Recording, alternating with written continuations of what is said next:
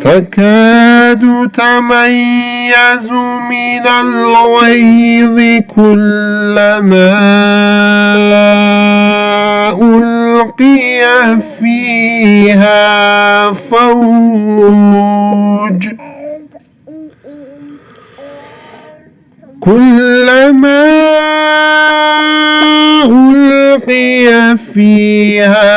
فوج سألهم خزنتها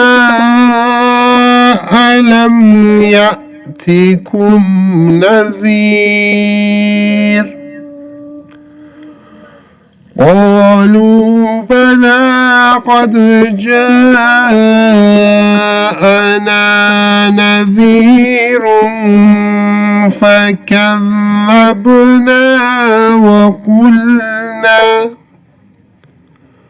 وقلنا ما نزل الله من شيء إن أنتم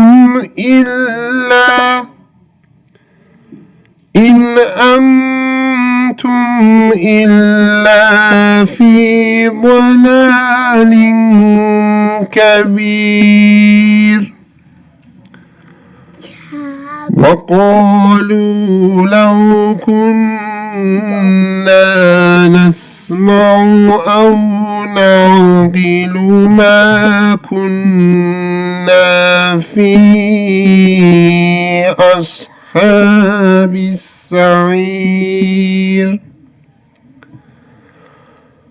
فاعترفوا بذنبهم فسحقا لأصحاب السعير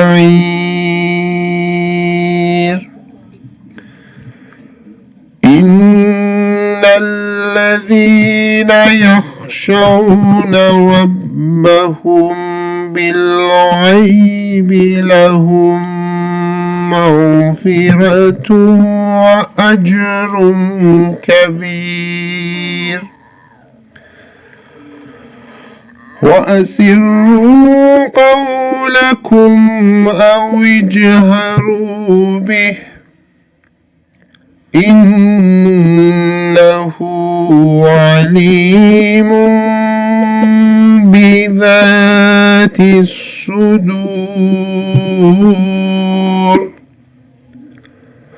ألا يعلم من خلق وهو اللطيف الخبير صدق الله العلي العظيم. اللهم صل على محمد.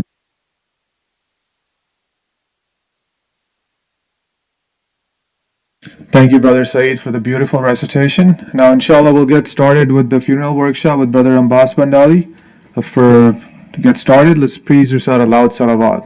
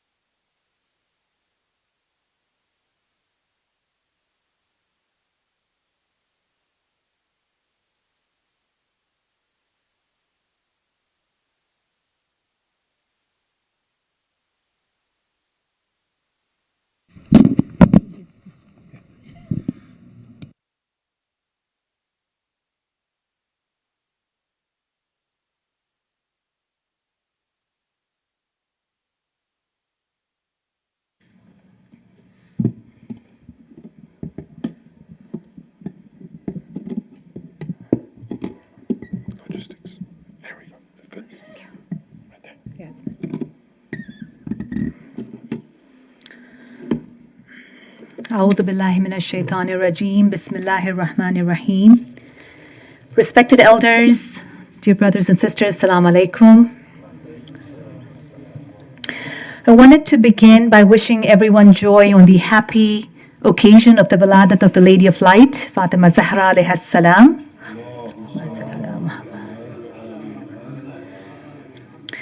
She has been described as a timeless example for all of humanity. Her life reflects the highest standards of faith and wisdom. She taught us how to stand for truth with grace, how to serve our families with love, and how to worship our Creator with sincerity and humility. May we all strive to follow in her example as we seek closeness to God, inshallah. Ameen.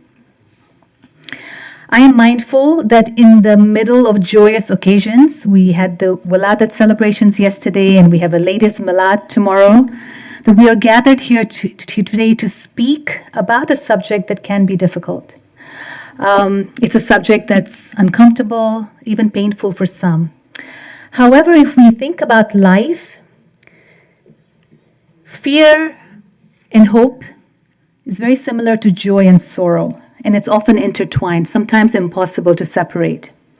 And even though matters concerning death and dying are difficult to discuss, our hope is that we're able to find the courage and safety to explore these matters so we can prepare better for the inevitability of the end of life and the event of death. So thank you for being here. And thank you for being part of these important conversations. As always, with our funeral program events, we really want to kind of stress the fact that these conversations can be difficult, so be mindful of children. Also be mindful if this brings up things for you and if it becomes uncomfortable, do take time to step back from it. So our panel today is on funeral etiquette or adab. So etiquette is a code of behavior, how we conduct ourselves in social spaces.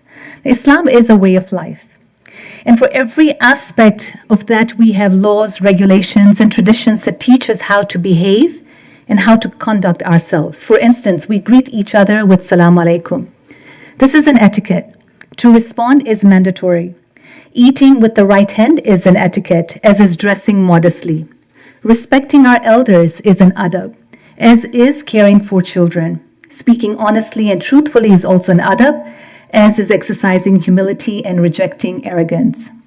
So similarly, Islam offers us guidance in how to conduct ourselves in matters surrounding death and dying. So our presentation today will focus on etiquettes prior to death, at the time of death, and especially during the funeral. We will speak of the rights of the dying and those grieving, and increase all our awareness for a time that can be difficult and painful. So I would like to introduce our first speaker. Auntie Malik Taj is not a stranger to us. But what many of you may not know is that she was an ER trauma nurse for 25 years. She went to nursing school when her son Ali, who is our past IABA president, started kindergarten. She was a full-time mom, a full-time student, and she managed a household where many extended family members stayed. Today, she continues to manage a full schedule, always helping, supporting, and finding ways to improve systems and processes. She is a dedicated volunteer in the funeral process, invaluable to us, and it is our honor to invite her to the podium to share some thoughts. Auntie Malik Taj.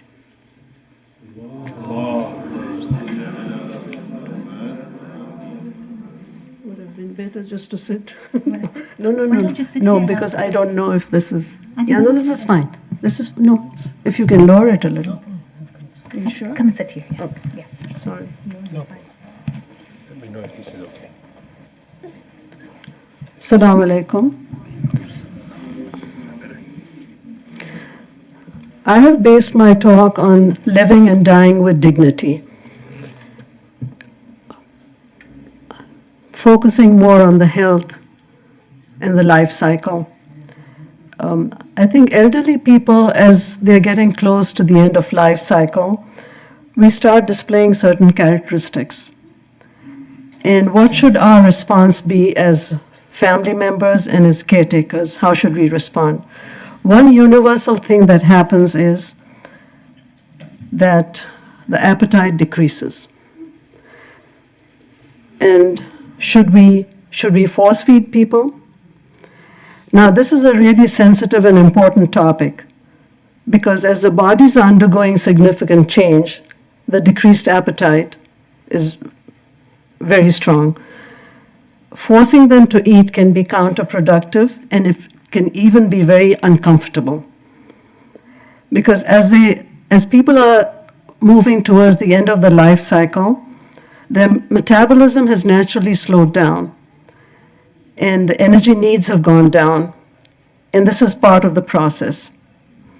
Forcing food is not only uncomfortable, it can cause nausea, it can cause aspiration, it can lead to aspiration pneumonia.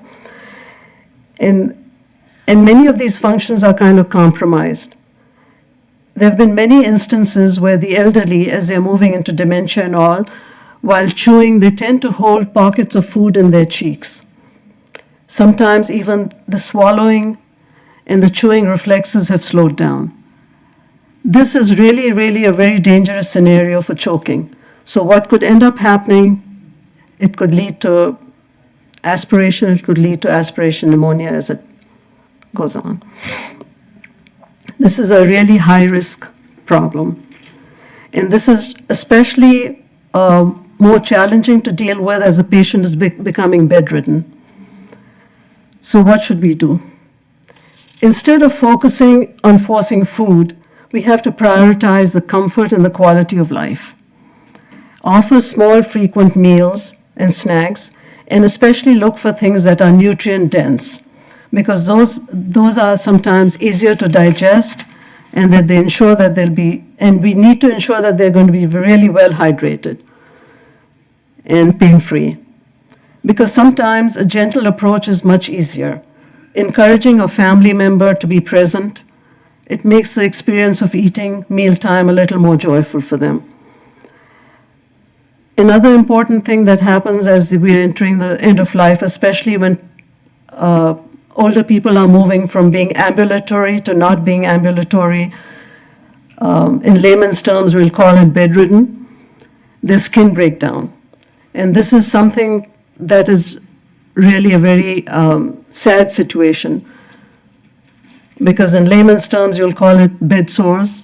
Well, when it proceeds to really bad skin breakdown, it's an ugly scenario, especially even when we are doing ghusl. This is especially very difficult. So as caregivers, as family members, when you have elderly people at home who are bedridden, we need to be doing a Q2 hours change. What are we doing? We are positioning them in different ways so there's not pressure on the skin, and we can avoid some of this. It's not all avoidable, but there's a possibility. And especially those of us who have elderly parents at home, parents and grandparents. And then I'd like to move on to when it gets to a terminal stage. As death becomes more imminent, what is happening? Although birth to the end of life, it can be interrupted at any stage, as we all know. Only Allah knows. As Allah says, every soul shall taste death. Surah 21:55. And serve your Lord until there comes to you the hour that is certain. Surah 15:99. However, what is happening as it's becoming more imminent is the body systems start to shut down. The first thing to show up is the cardiovascular system. Your blood pressure is starting to drop, the circulation is slow, the extremities start to cool. Next comes the respiratory system. Your breathing may become very irregular, it's shallow, it's labored. And then your renal system and your nervous system are the next that are attacked. The nervous system, there's decreased consciousness, there's confusion, there's restlessness. The GI system, your digestion has normally just slowed off and has stopped. So your bowel movements also have changed. There may be nothing. The renal system, the urine output has suddenly stopped, or it has just totally decreases and then it stops. Lastly, the skin is very cool, and there's discoloration that starts on the skin. It's referred to as mottling, a mottling appearance. It's bluish, it's blackish, it's patchy. It's kind of like a marbled appearance. And these are signs that death is very imminent. I'm talking about a more terminal condition. because what's happening is there's very poor circulation, there's absolute no oxygenation, and this skin shows. So what's ending up happening here is you're getting ready to pronounce death. Now, as medical professionals and as healthcare workers, we are sometimes faced with a lot of challenges, and this is one of them. And what ends up happening is it's sometimes a dilemma, and this I want to refer to when we are talking about termination of ventilation. It is very easy when a crisis appears during hospitalization, when you say, do everything for the patient. And it's very easy to say, do everything. And you put patients on a ventilator. It's the taking off the ventilator that's the most challenging and that's the most difficult. And these medical ethics are very challenging. And it's even more difficult when there's no consensus between the family members. The family has not discussed this before, and they're suddenly faced with this. So what should happen? Termination of life support should be decided prior to facing a complex situation. And here, once again, we bring back the last funeral workshop that Sister Sabiha and Brother Abbas discussed was on advance directives. Advance directives sometimes will help through with these situations if we all know what we want done. X number of, if this should happen to me, I do not want X done. If there's no brain activity, I do not want it prolonged. I do not want to be on a ventilator. Whatever your decisions are, you need to fill advance directives and kind of take care of it before the situation happens.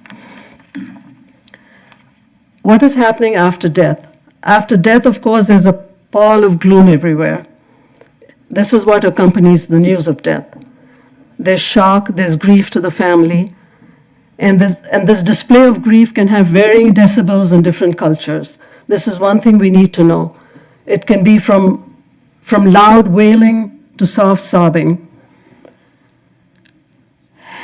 One hadith comes to mind. I don't know, I've always heard this as a child.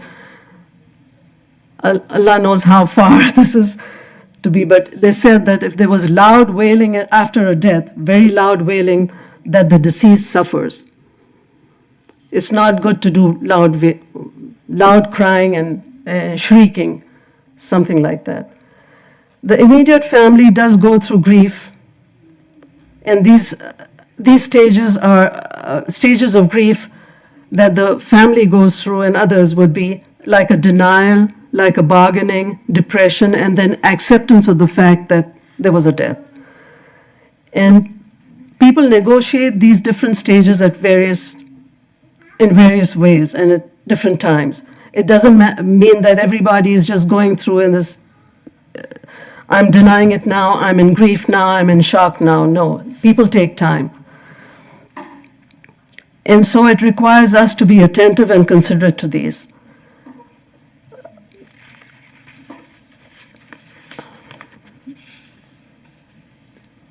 Just want to address another thing that with the advanced directives, we remember that one of the workshops that Sabiha and Abbas had was by a Dallas-Fort Worth attorney who has an inheritance workshop, and he did the Islamic wills. This is a Texas-based, so this would be really helpful to know some of the rules. And this has the inheritance, this has different things, how to do a will and a trust, the difference between a will and a trust.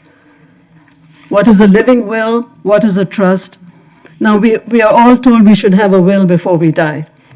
This is wajib. We have to be prepared. So a will keeps you updated, it keeps you prepared. And a living trust is different. But if you can follow through with an attorney and you follow through on this, maybe it'll help. Sometimes people are hesitant to do these things, but this is wajib and it's important. It's not something that, it's not, we should already have had a will, and if it's not done, it's not too late. As we know that death could interrupt the life cycle anytime. We just don't have to say we have to be very old or we have to be terminally ill. We have to fulfill our obligations that are owed to Allah and to His creatures, return any amana that we have, and the other thing is it's recommended to have a kafan prepared also. It would be really good if you had your own kafan done. Your family knows where it is. You know each other's important things. And the living trust and the will would be really an important thing. I know several people had attended, and I know several people had gotten this. So if you have it at home, please kindly look it up, go through it. It has all the Sharia divisions, so there should be no problem from there on. Now the last one little thing I wanted to just speak about was when we attend meetings and conferences, we have auditoriums and we are given the house rules. The house rule is the restrooms are on this side, no food in the auditorium. Well, these are the house rules of the conferences. For a funeral, there are heart rules, okay? The heart rules at funerals are, please be quiet, please be respectful during the funeral. During the whole process, try not to engage in unnecessary conversation. Kindly do not take pictures and videos at funerals. This is very important. Dress modestly, dress respectfully, and think of subdued colors. Offer condolences to the family. Consider bringing a food item, and then you be prepared for a more somber atmosphere. In closing, I would just like to say, may we continue to learn from each other, assist each other in the path of this journey that we call life. Thank you.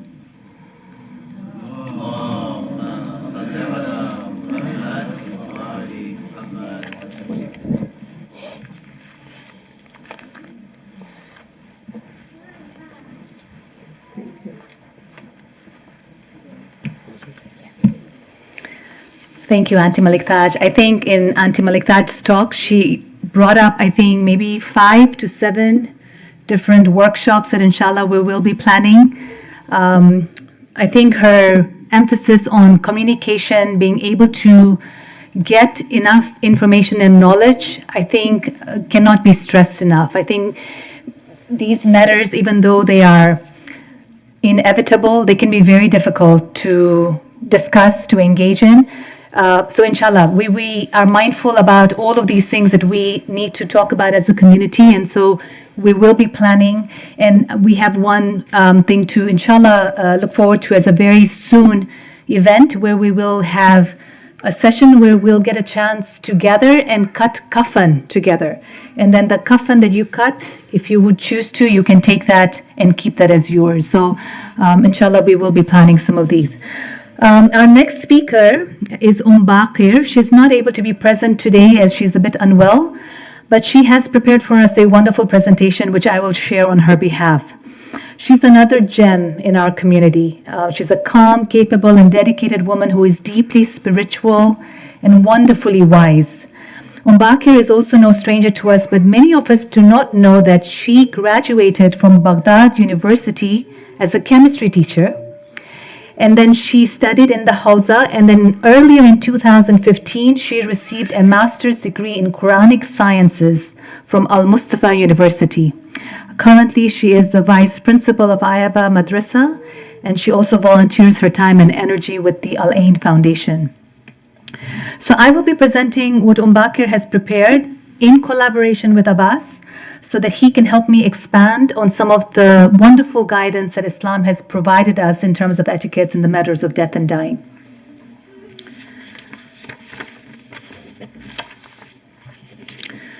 So in the name of Allah, the most merciful, the most compassionate, all praise is due to Allah, Lord of the worlds.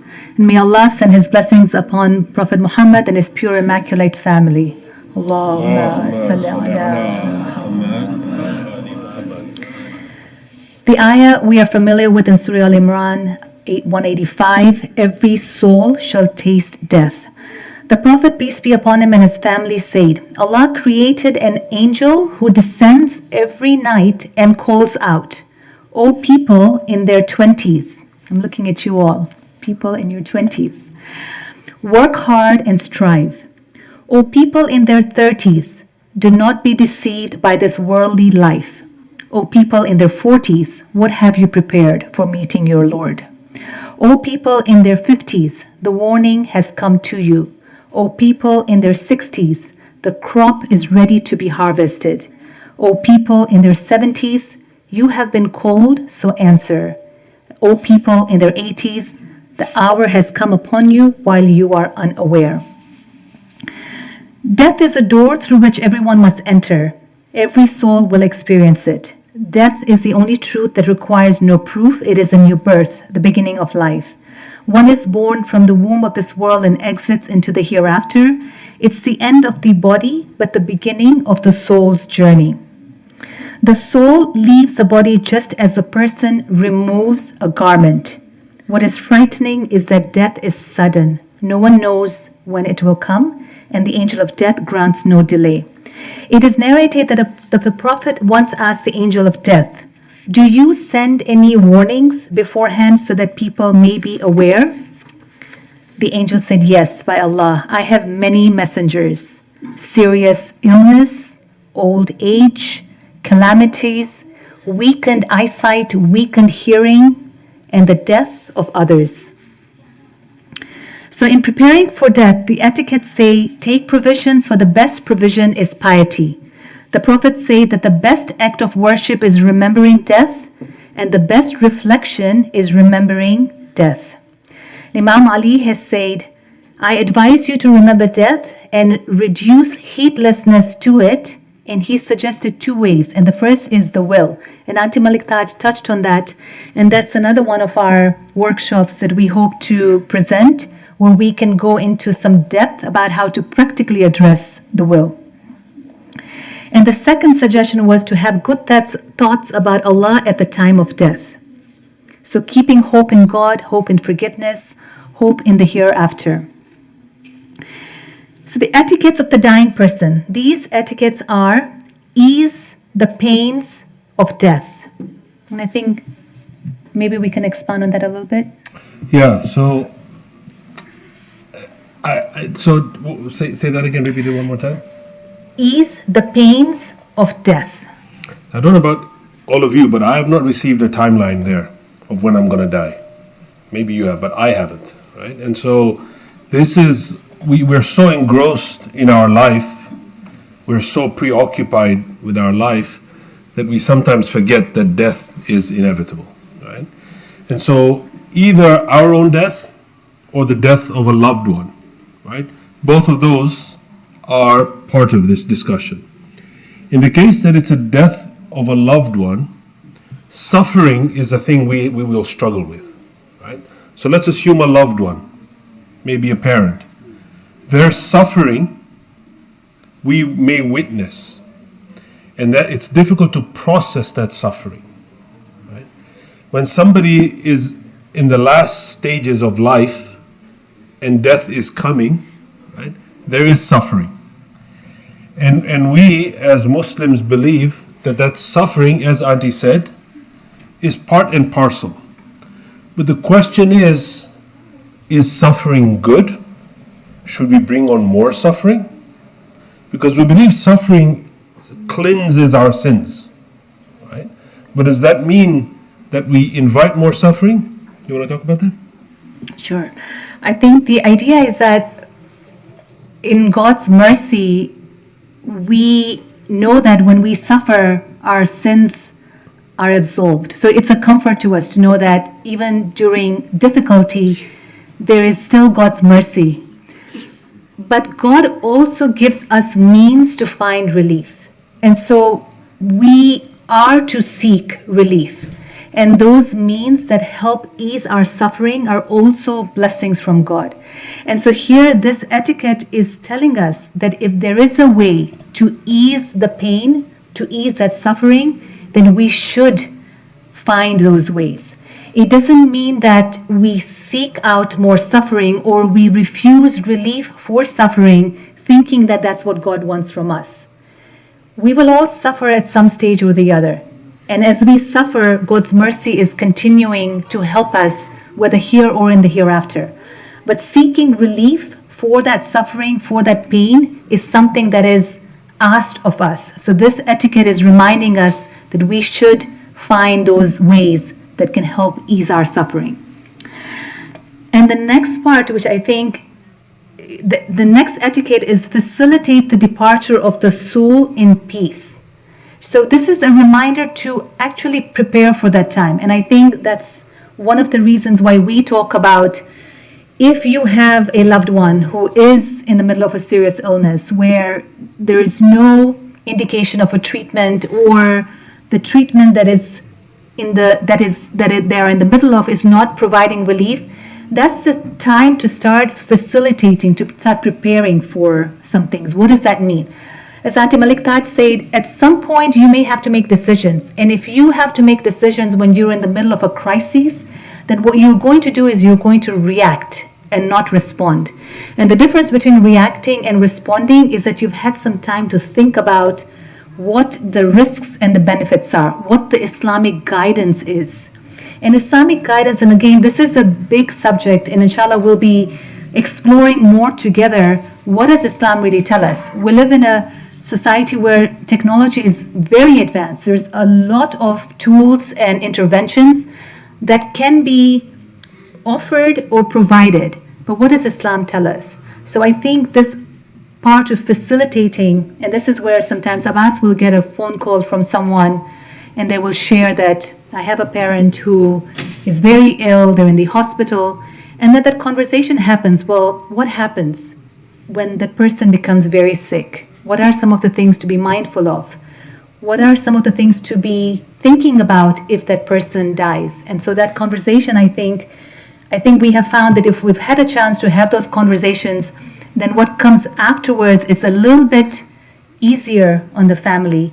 And that is, we're able to facilitate that departure of the soul in a more peaceful manner. So just as an example, right now, literally this week, I believe, I've had 2 phone calls from people who are expecting somebody to pass away very soon. And they're making preparations. They're preparing for it. And I think this is really important. We live in an environment which is very advanced. Medicine is amazing. The options are so many. And families struggle with this. That are we prolonging life or are we delaying death? Right? Are we prolonging life or are we delaying death? And sometimes we, as caretakers, have to make that decision. So Auntie talked about feeding food. The body needs food. So our loved one is close to death. And the body is shutting down. But we want to feed and feed and feed and feed. But the body is shutting down. And so people struggle with this. Should we continue feeding? Should we stop the food? The body is shutting down. Likewise, going on a machine. Going on a machine can give you life, but maybe it's delaying death. And so we have to make that decision.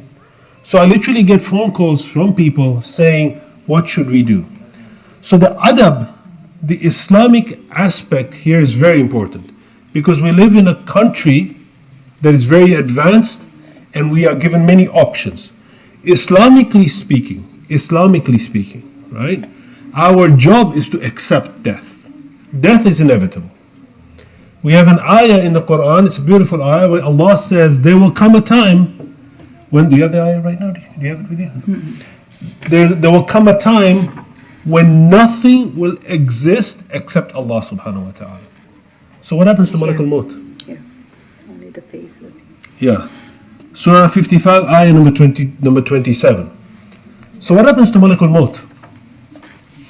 Malak al-Maut the angel of death will also die.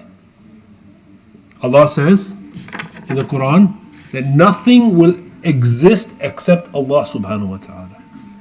So that means even Malakul Maut has to taste death. Right? So Islamically speaking, I'm not saying let's welcome death. Let's not be excited about death. Let's accept death. The quicker we learn to accept death, the more easier we can make some of these decisions. And these are hard decisions. We have buried here in Austin, a father had to go and bury his son, young son, 24-year-old. Right? He was numb. He couldn't even process it. Right? So this reality is there, that death is true. So we have to learn to understand what it means when we are made to face these decisions. And the inevitability of death, meaning it has to come, the moment we start accepting it, the easier it becomes when we have to make some of those decisions. It's not easy, right? It can never be easy. But when everything comes together and you're confused, we need to be able to separate.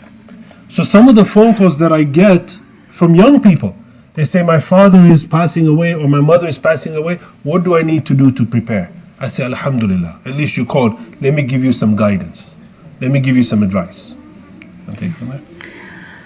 Some of the other etiquettes when a person is dying, recitation of the Holy Quran. These are ways to reduce the anxiety of that time. Moving the person who is dying to the place where they used to pray. This is highly recommended if it is possible to do so, because that space is a space of rahmah and mercy. So moving that person to that place. And then at the time of death, the recommendation is to avoid touching the deceased body. And do you want to speak on that a bit? Yeah, so let me explain this a little bit, because sometimes people are a little bit confused.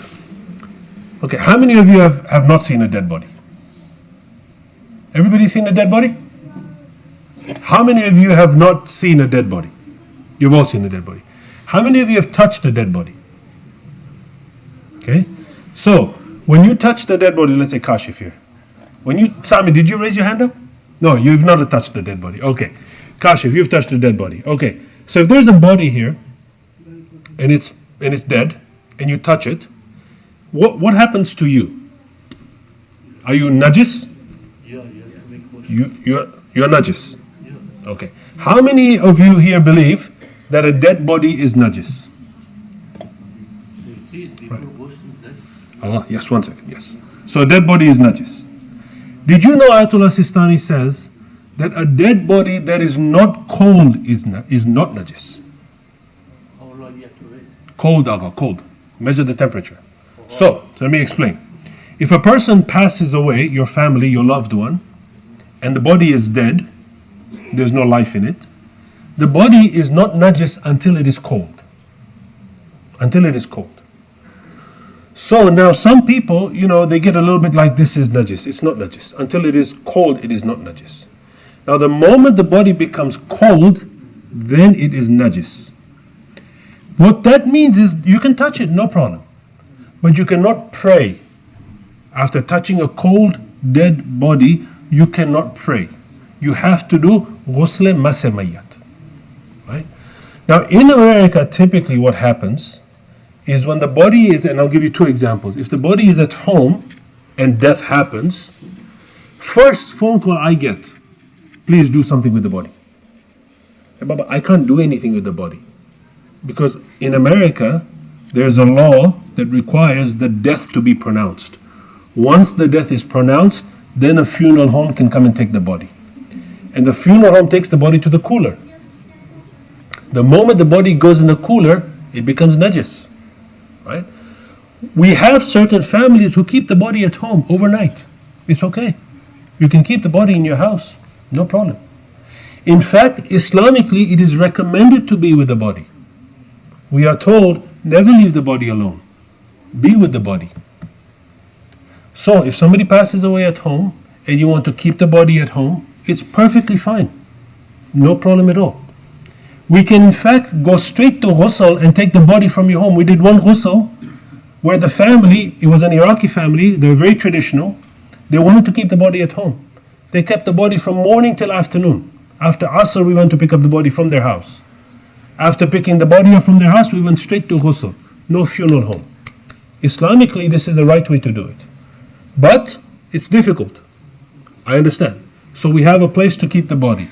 The moment the body goes into refrigeration, where it is kept cold, it becomes najis. Then anybody touches the body has to do ghusl. Masamayyat. Right? Just to be clear.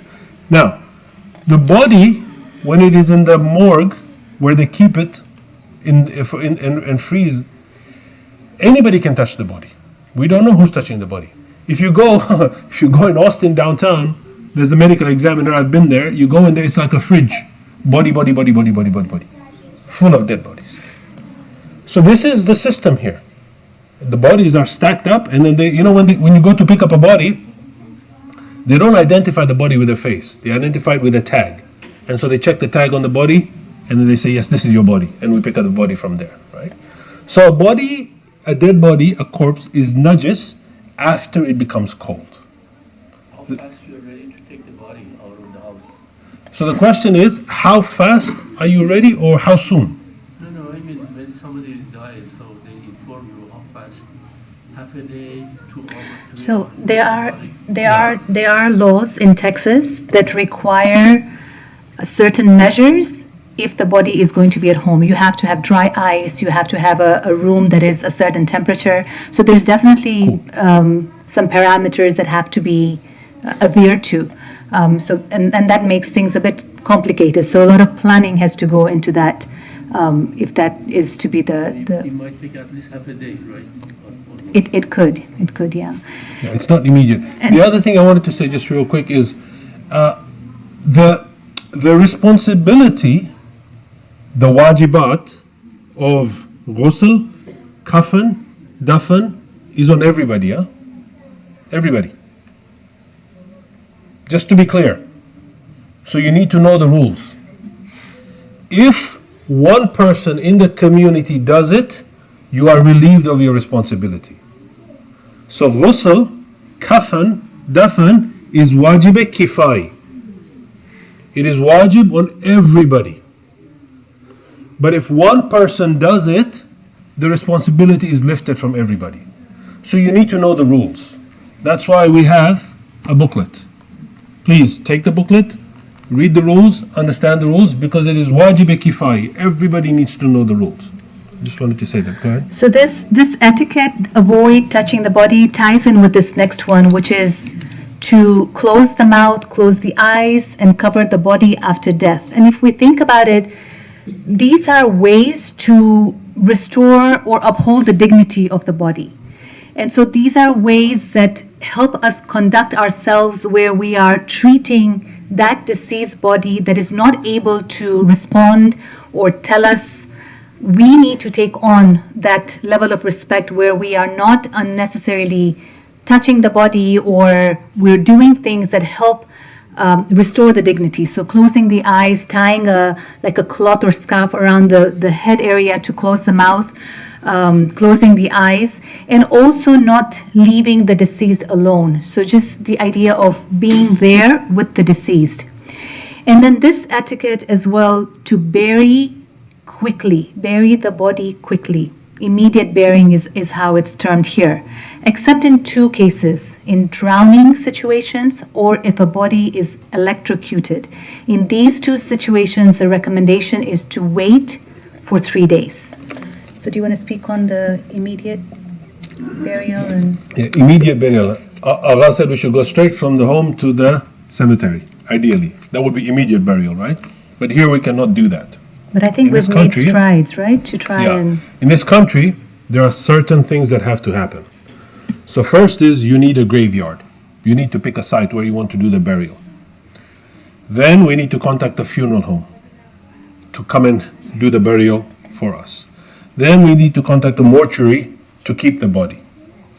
Then we need to contact, in the event that the death was not natural, the ME. The ME is the medical examiner. These things can take some time. We did 2 weeks ago, 3 weeks ago, we did the burial? Couple of weeks. Yeah, a couple of weeks ago, we did a burial within 24 hours. Within 24 hours. We're trying to get there. This particular situation, they had already made many of the decisions. So we were able to go one by one. But we had one, for example, it took almost 2 weeks to do the burial because they wanted Saturday. I said, Saturday is good. Many people will come. We cannot do anything because the family has to decide. But Islamically speaking, the quick burial is recommended. Highly encouraged. Many cases, we can even do same-day burial. We had one where she passed away early in the morning. By Isha, we had finished the burial. Right? So that's possible. But some of these decisions need to be made. You need to have a cemetery, a plot, and you need to have made some of the arrangements. And if it's a natural death, obviously, it makes it much easier. So think about some of these things, that how can we make it such that burial happens as quickly as possible? Yeah. I just had one clarification. So I thought the najasa was typically transferred by moisture. Is the dead body like an exception to this, or does it need to be dry, wet? How does that work? Yeah, so dead body is an exception to that. Yeah. A cold dead body is najis, and yeah, by touching it, you become najis. Yes. So, yes, sir. What's the rules to send the body to overseas, for example, to Nigeria, if you decide? What is the rule? Yeah. So the question is about repatriation. Let's say you want to send the dead body back home, or to Najaf, or to Karbala. Ayatollah Sistani doesn't allow it. Doesn't allow it. You have to bury here. In the Shaitan country, yes. So is it, do you follow the rule of the Ayatollah Sistani for the deceased one or for the people that you are? Okay, so the question is, Ayatollah Sistani says that you have to bury here. Now, do you follow the ruling or the request of the dead one? He's dead already. So we follow the request of the family. And the family wants to send back home. Yeah. The family can do anything they want. I think this is really important to understand. We, as volunteers, we don't make any decisions. We give guidance. We had one, for example, family. They wanted to do ghusl and they wanted to do cremation. Yeah. We did cremation. We didn't do it, they did it. Cremation. Here in Austin. But we didn't do cremation. We didn't do the cremation, they did the cremation. So what I'm trying to say is, we give the guidance, we give the ruling, the family decides. If the family decides to take it back home, Allahu Alam. But we have had many where the family decides. Now, Ayatollah Sistani makes one exception. Ayatollah Sistani said, if the person who died has it in their will, they write it in their will, that I want my family to bury me, then it becomes wajib on the family to make sure it happens. But because it takes so long, and just so you know, I don't want to get into the details, but to transport the body, they have to take all the blood out. And they have to fill it with chemicals. So it's Islamically speaking, if you see that, you will never, ever want it. Believe you me. So this is but families do take the body back home. Okay. What was the other thing? So that's it. All right, so moving on to the etiquettes of washing the body. So as we all know, there's 3 washings, one with sidr leaves, one with camphor, and one with pure water. And sidr and camphor are natural cleansing agents. They are naturally antibacterial, and they have a pleasant scent. So all of these etiquettes are in line with restoring the dignity of the body, because the body decomposes and there is a certain condition or state or smell to that. So we have these things in place to kind of mitigate some of those natural processes. Doing wudu for those who are washing the body is recommended, and the washer must conceal any details or defects that they see. This is very important. It is wajib to not talk about the deceased body. You're there, you do the act of washing the body, and then that stays with you. So it's something to be kept in mind.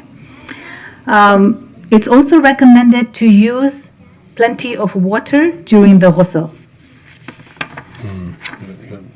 add there a little bit? We have time. don't Okay, have this is really important because sometimes we get the family inside to help us with the ghusl, and they get a little bit nervous that we are not doing the ghusl properly. So the problem is we can't use too much water, because if we use too much water, then the floor becomes slippery, and it becomes delicate situation. So 3 ghusls are wajib, and we do the 3 ghusls, and we use enough water to cover the 3 ghusls. But too much water, then water goes everywhere, and then it becomes dangerous, right? So just bear that in mind, that enough water just to do the ghusl. A person is encouraged to prepare their own shroud. So inshallah, we'll have a workshop. We'll try and learn together and make that. The shroud should be white and cotton, and the shroud consists of 3 pieces. There are other pieces that we sometimes have, but those are mustahab. Preferably the shroud, if you have an ihram that you have used to complete Umrah, then you can use that as part of your shroud. Or if you have a garment that you use in your prayers, that can be also used as part of your shroud. It is discouraged to perfume the shroud. So we have camphor, we have berry leaves, but other things like attar or perfume is discouraged. And just let me add a little bit there. A lot of families we get insist on putting perfume on the body. And again, we cannot say no, but we tell them it is not recommended. It is not recommended at all to perfume the body. So just be careful, be aware of that. And then finally, we are recommended to place 2 fresh twigs, one on the right and one on the left. Do you want to explain the... Yeah, so this is called jardatain. It's not wajib, mustahab. And the jardatain, we try and pick it fresh. So for example, if we're going to do ghusl, at say 2 o'clock, I try and pick the jardatain around 10 or 11 o'clock, fresh twigs. The hadith says that until the twigs don't dry, the angels don't come to the qabr and start the punishment or start the retribution or start the accounting. So the hadith says that pick 2 fresh twigs and keep it with the body. That avoids or prolongs the moment of questioning from the grave. Etiquettes of the funeral prayer. So the most entitled wasi should lead. But if he is not qualified, then the most learned will lead. And that's true with the ghusl as well, right? Yeah. The So appointed. all these, by the way, the ghusl, the kafan, the dafan, all these things, the eldest son has to give us permission to do it. Because it's the first responsibility is on the eldest son to do everything. But we go and ask permission from the son, can we do it? When the son gives us the permission, then we do everything. So same with the salat. Salatul janaza should be led by the son, ideally. But it's because the son gives us the permission, then we lead the prayer. So if any of you ever want to lead the Salatul Janaza, it is your responsibility, it is your right. But you defer the right to somebody else once you don't want to do it. Just to explain that. Wudu is not required, but facing the Qibla is. The prayer consists of 5 takbirs, and there's a dua between them, which is recommended. And the prayer may be repeated by those who missed it. One prayer suffices for multiple bodies being buried.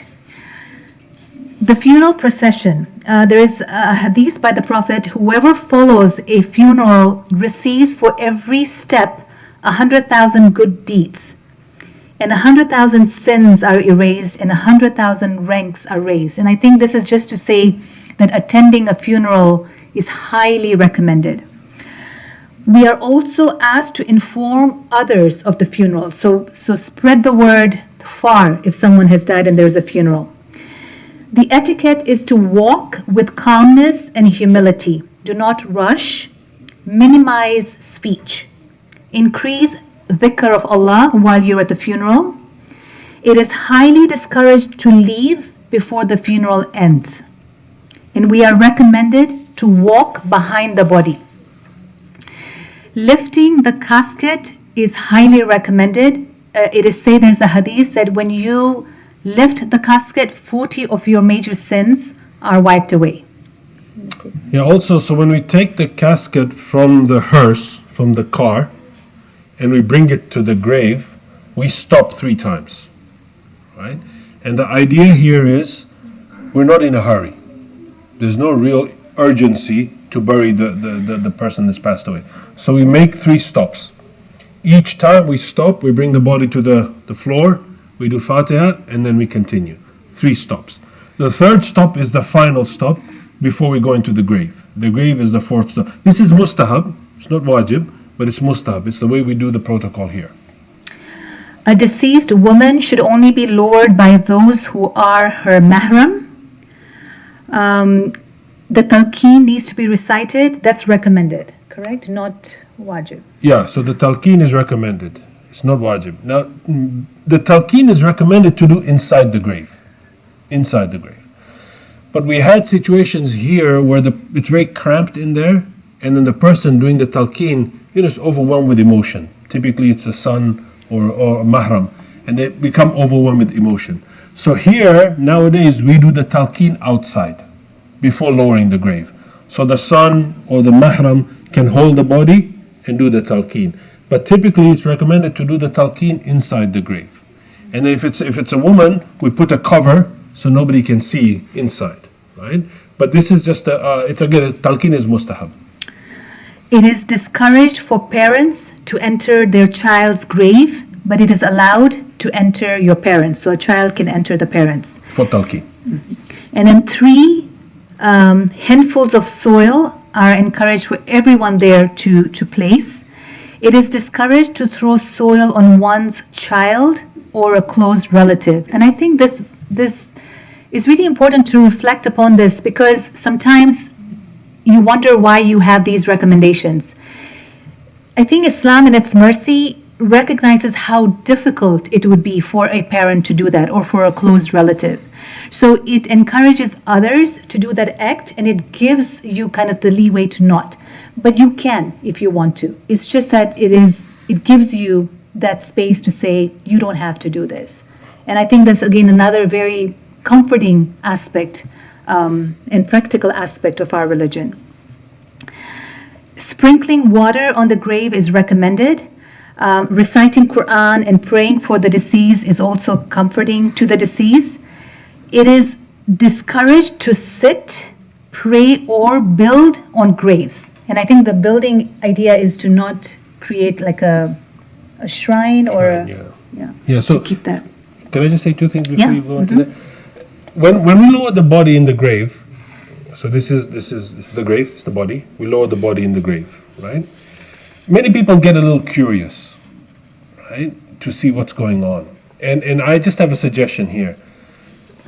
Typically back home, women don't come to the funeral. Here, we allow the women to come. So many times when we lower the body and the women are sitting here, they need to be able to see as well, because they're there, right? And the men have a tendency to block. So you'll sometimes see that we'll make a request, please just clear the area so the women can see. But don't come too close. Or allow the family to come first so that they can pay their last respects. All we are doing is very simple. We lower the body inside. We take the stretcher out, because there's a stretcher at the bottom. We take the stretcher out, and then we turn the body. Now, once we turn the body, the requirement is that the right cheek should be on dirt. Lahad. So this is why you'll see, for example, when I'm in there, I'm trying to get some sand, maybe some bricks, to adjust the body, adjust the head. So remember, the body is dead. So when you put the body in the grave, the head is like this. So we have to lift the head, put some lahad, and we have to make sure that the right cheek is touching the lahad.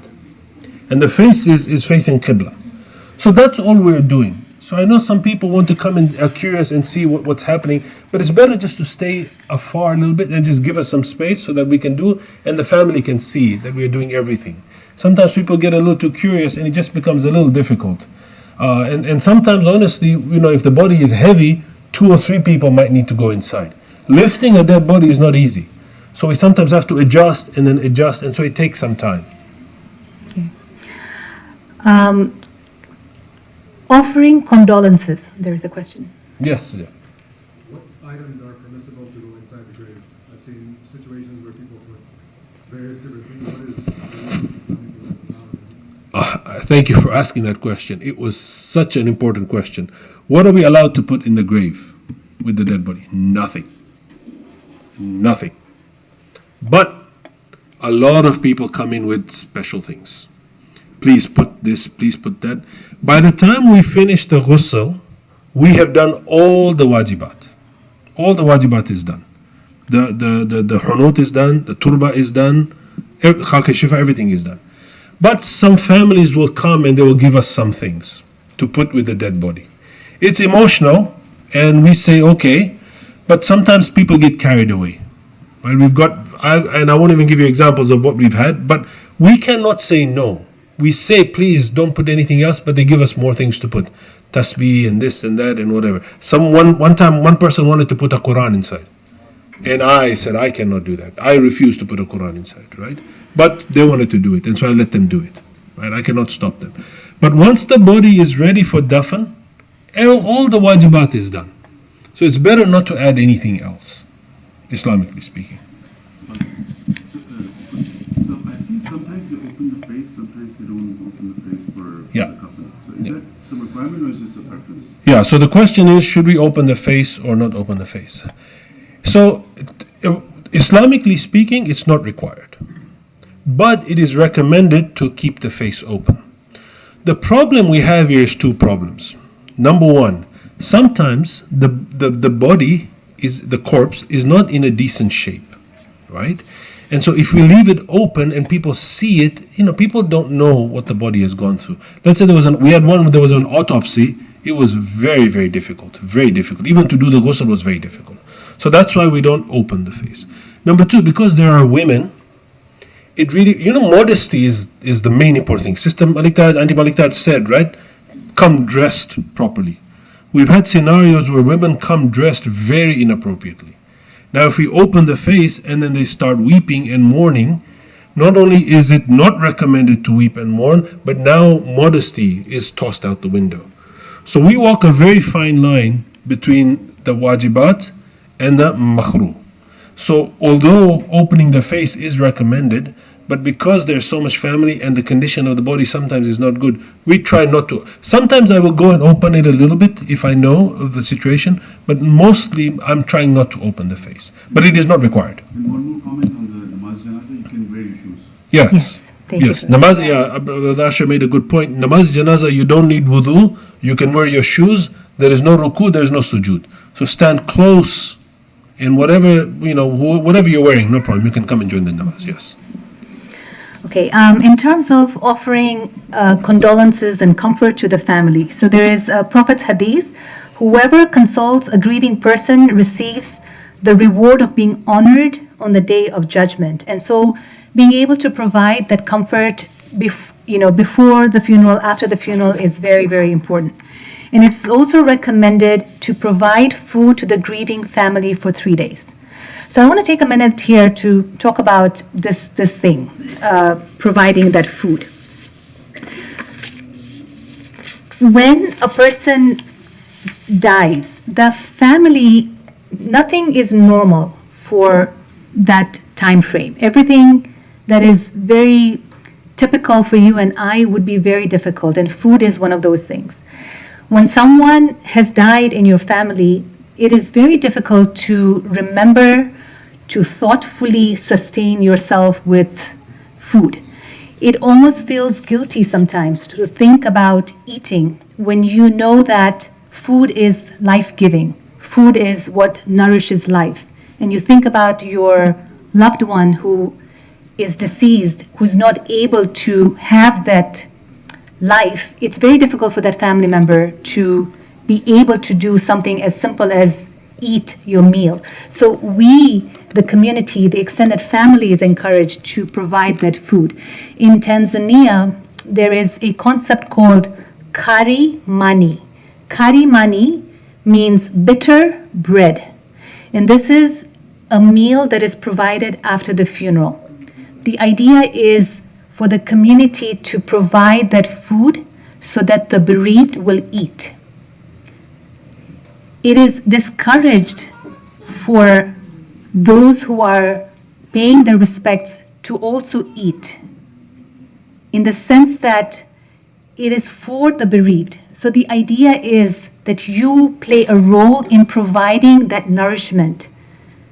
If it helps that family member eat by you eating, definitely. But it is not a meal where I am to eat to my fullest, not mindful of the fact that my role there is to encourage that bereaved person to eat.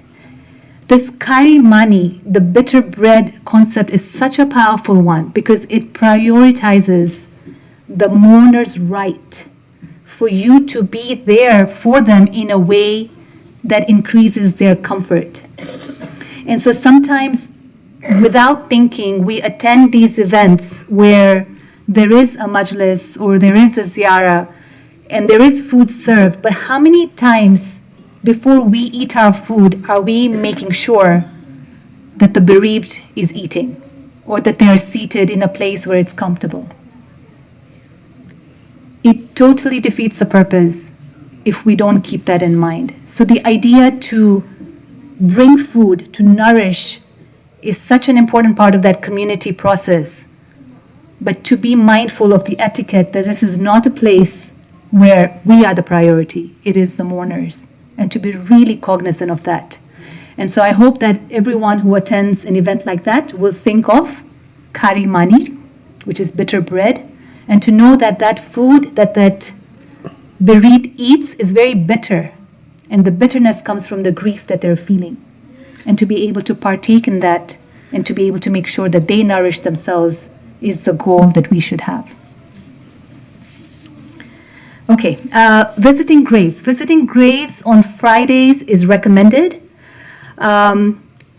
Greet the people of the graves, pray for the deceased, recite Quran, ask Allah to have mercy on them, ask for mercy for yourself, and be in a reflective mode. When we go to funerals, the idea is to, yes, pay respect, yes, comfort the bereaved, but more importantly, it's a reminder for us.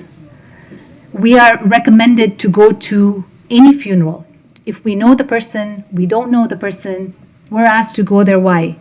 It stops us, it makes us realize the inevitability of death. And so the reflection part is highly recommended. Laughter among graves is highly discouraged. What else is highly discouraged is extreme grief. And this is Auntie Malik Taj touched on that. Striking out, wailing, all of that is discouraged, and I think it's aligned with the middle path that our religion is. I don't think there is anything in our religion that allows for extremes, whether it's joy or grief, any activity. The middle path is the best path, and I think even in grief, we are reminded to grieve. That said, another recommendation is to be able to cry over the death of a believer. And this is where I also want to take a quick moment to talk about the grieving. So grief, to feel sadness, to feel deep emotions when we've lost a loved one, is a very natural human reaction. God has made us into beings that have all kinds of feelings. We feel joy, sorrow, fear, hope. All of those feelings are God-given. And so we will feel these feelings when things happen to us. When someone dies, the feelings we experience, it's okay to feel, whatever it is that we are feeling. In the Quran, Allah tells us to seek comfort in patience and prayer. And He says that verily He is with those who are patient. So when He tells us to seek comfort, He's actually telling us that we will encounter things in life that will be uncomfortable and we will need to seek comfort. So that should validate us that when we experience something difficult and we feel those negative emotions, it's okay. That is a human reaction. But then He tells us how to deal with it, with patience and prayer. And I want to talk about just very quickly on patience. I think sometimes we misunderstand patience. Patience is very powerful. But patience does not mean that we don't feel the feelings that we're experiencing when we've lost someone. It's okay to feel deep sadness and still have patience. And sometimes in our midst, we will tell those who are grieving, we will say, be patient, don't cry, be strong.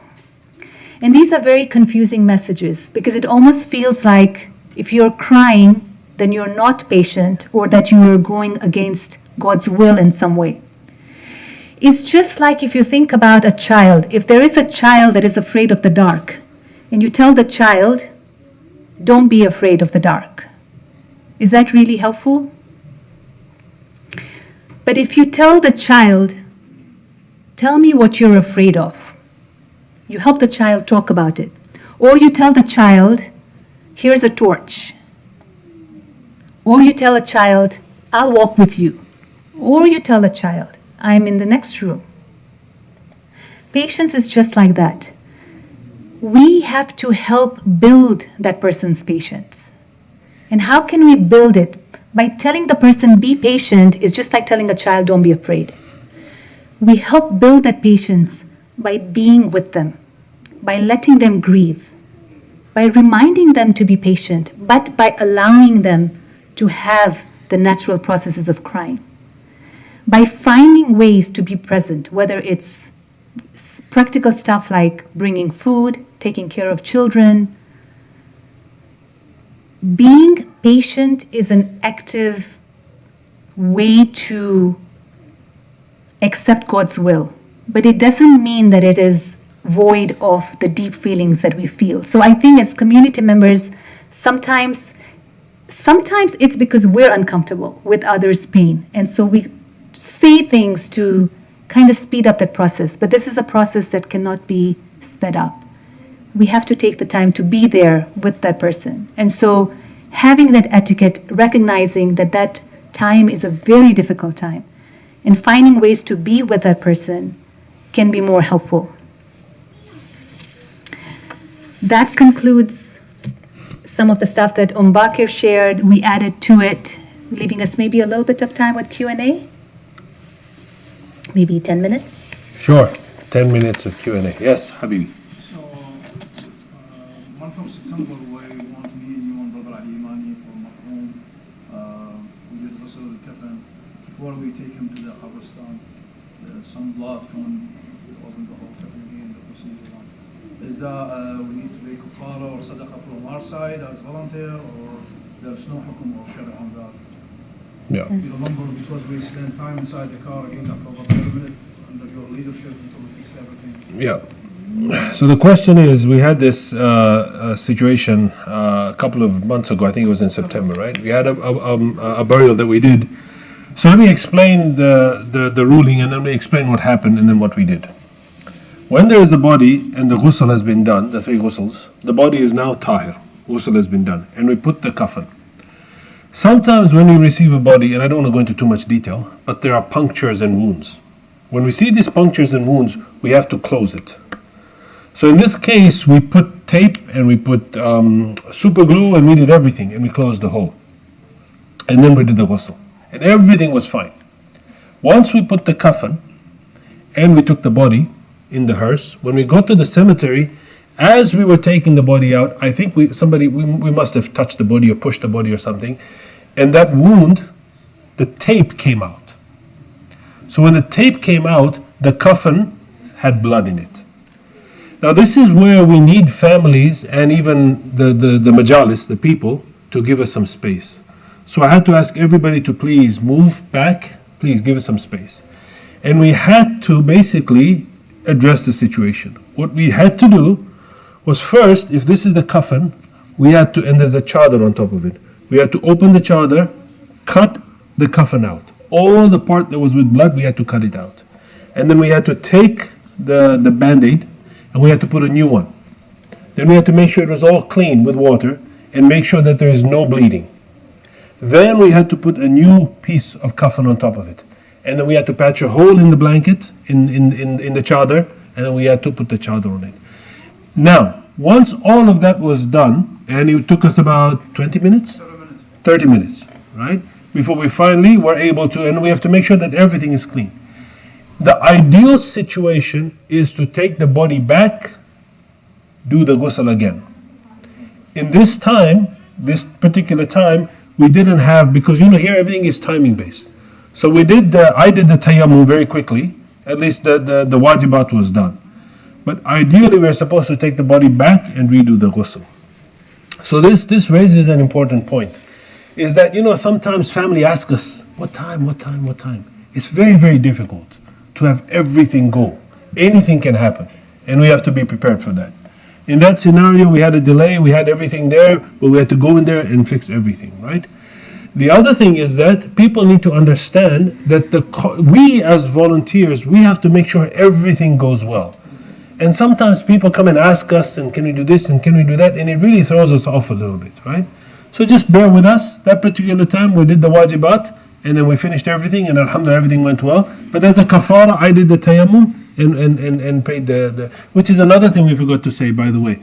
The best thing you can do for the mayyat after the burial is to take out sadaqah. A lot of people say, it's salatul wahsha.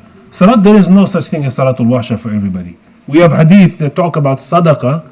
Salatul wahsha is recommended for the son. The son should pray salatul wahsha. Everybody else should pray salatul hadiyya mayyat. 2 rakat salat hadiyya mayyat. And the best thing to do is to do sadaqah, right? So even at the time that we are doing the janazah and we're doing the burial, if you take out some money in your pocket and just put it on the side as sadaqah, already sins are beginning to be forgiven for the departed soul. So sadaqah is highly recommended, highly, highly recommended. Any questions from the lady side? Yes, we have a question, Sister Maida, to answer. Ali. You mentioned as part of the etiquette is to depart and leave the funeral. I'll repeat the question. I'm sorry? I'll repeat the question, so don't worry about the mic. Before everything is wrapped up. Recently, I was reading something about the etiquette, and it specifically mentioned that the questioning in the grave begins so early. It's as early that the deceased, this is figurative, can hear the footsteps of people leaving. That's how early it starts. So it's highly, highly recommended to actually hang around, stay, and specifically to continue to remind the deceased of the tahqiq, even as guests. Did you come across anything? I You want to haven't repeat come the across question? that. Yeah. So the question is that there is a recommendation to continue staying even after the funeral services are over, because the questioning begins very quickly after the burial, and so the deceased is able to hear the footsteps of people leaving, and so the idea is that to stay on and to kind of remind the deceased of the like to recite the talqeen is recommended. I haven't come across that. Have you? Yeah, so I was looking for something. There's something in here, but I couldn't find it. So there's a couple of things there. First of all, it is highly recommended for the family to be with the deceased, even after everybody has left. In traditional settings, they recite Yasin, Ayatul Kursi, and they stay with the body. The thing to remember is that, for example, when a person is at the last moments of death, there's a beautiful dua that's mentioned in here. It starts off with Raditu billah. I am pleased with Allah's decision.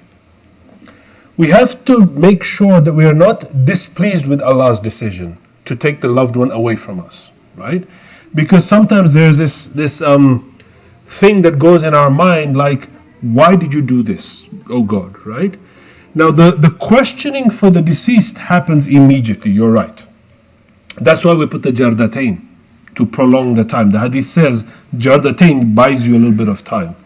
If you're close to the deceased one and staying with them, the body has entered another realm. It's not a physical realm anymore, right? So in that realm, proximity doesn't matter. It's more the thought process, right? This is why it's recommended that don't leave the family alone. Be with the family, right? But don't overburden the family such that they cannot grieve, right? So the hadith vary in the best etiquette, and there's no one standard answer for what to do. But it is definitely recommended for the family to stay at the graveside after everybody has left to recite Yasin and Ayatul Kursi. But yes, the questioning starts immediately. That is true. Yes. That's why if you can pay for your sins while you're alive, so hopefully it's easier over there. Yes. Just the evidence, one of the arguments given for this etiquette was that Sayyidah Fatima Zahra, salam alaikum, just imagine in her status, specifically requested of Imam Ali, don't leave me. Yeah. Yeah, so yeah, we do have a hadith where Mawla stayed with his wife after burying her, after everybody had left. Yeah, it's true. Yes, sir. Yes. So the question is, talqeen is mustahab, not wajib, and outside of the grave or inside the grave? Ideal, the recommendation, all the hadith say, the last thing to be done is talqeen inside the grave. Inside the grave. But we tried to do it here inside the grave, it was too much problem. So you have to understand, the person is holding the body like this, and is very cramped in there. And so we had one situation where he was a young man, he was doing talqeen, and he was shaking. If he passes out, then we have a bigger problem.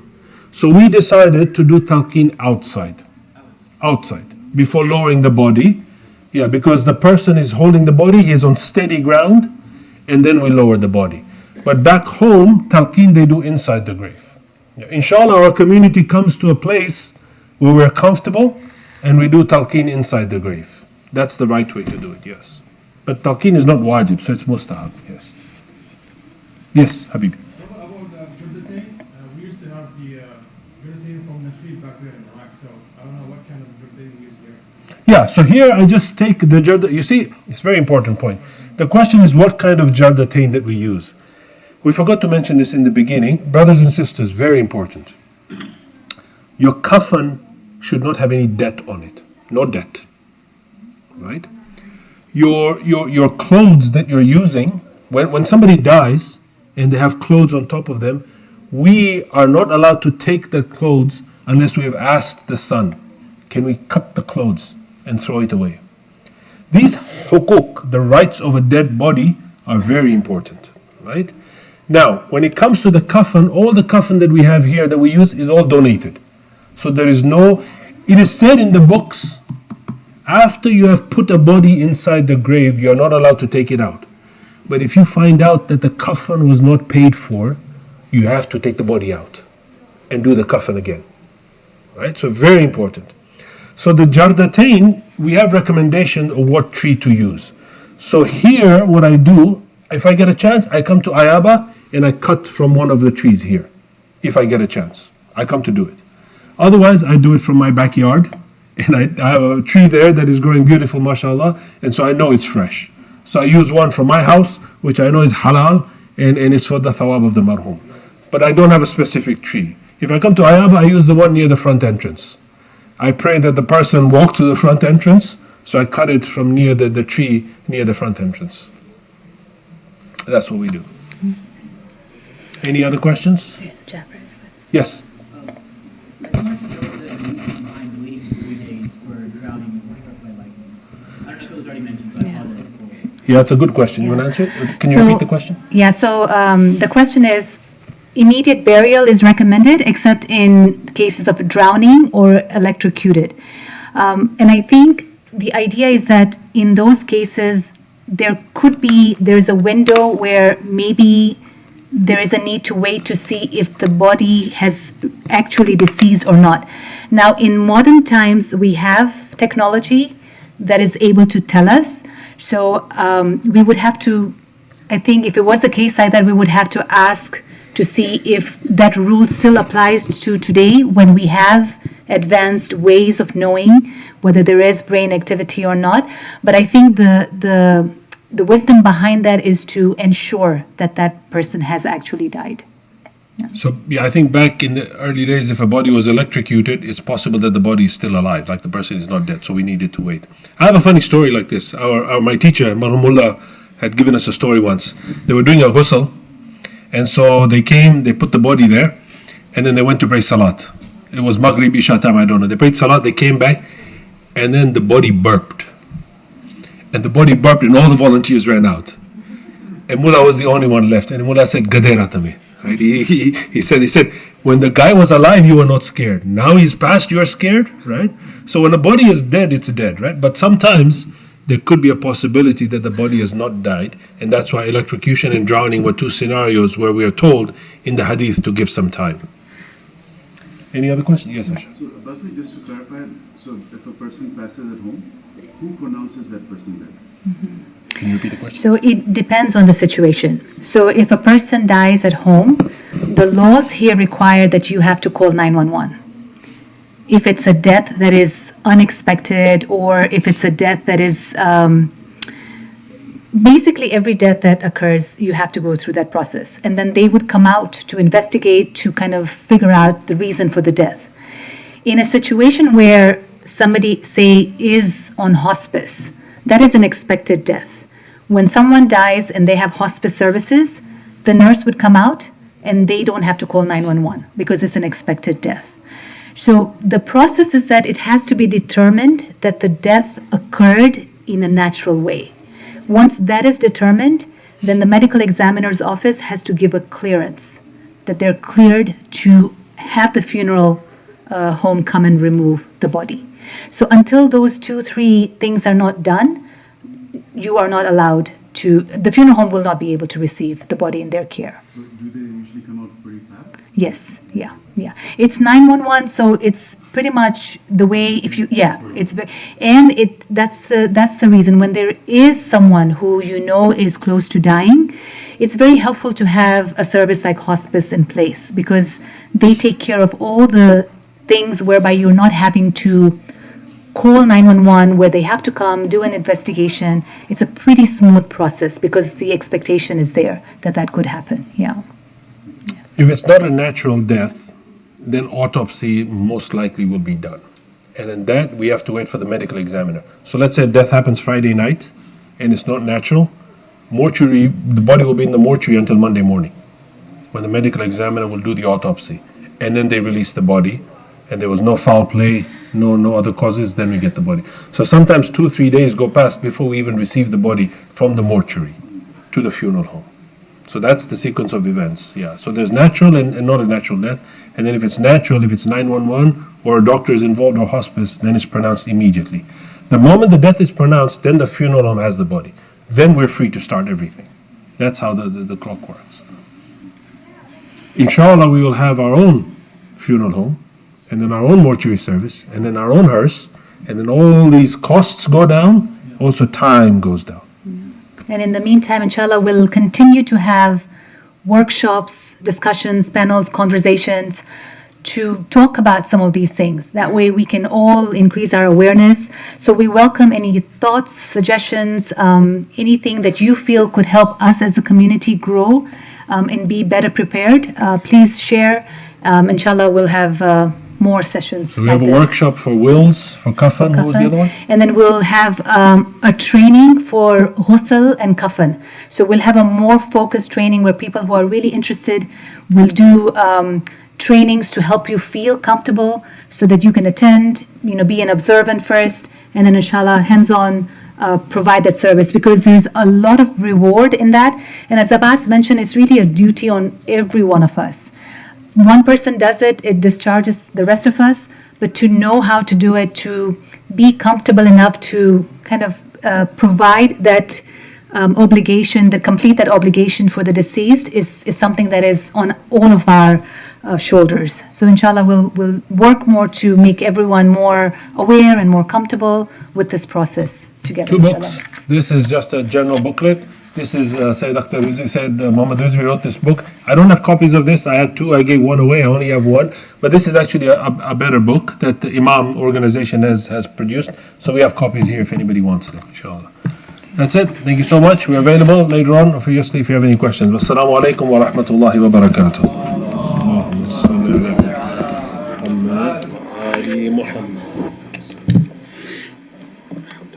I think this is Yes, yes, yes. I have walls, but done in Missouri. Okay. There is different wall Is it advanced directives? done by attorney, Yeah. but he's not. So usually there is reciprocity. We'll just recite a quick ziyarah. بسم الله الرحمن الرحيم. السلام عليك يا رسول الله يا خاتم النبيين. السلام عليك يا علي بن أبي طالب أمير المؤمنين. السلام عليك يا فاطمة الزهراء سيدة نساء العالمين. السلام على الحسن والحسين سيد شباب أهل الجنة. السلام عليك تسعة المعصومين من ذرية الحسين ورحمة الله وبركاته. السلام عليك يا صاحب العصر والزمان الأمان الأمان الأمان من فتنة الزمان. السلام عليك يا شريك القرآن. السلام عليك يا كعبة الإيمان. السلام عليك يا إمامنا وإمام الإنس والجان. عجل الله تعالى فرجك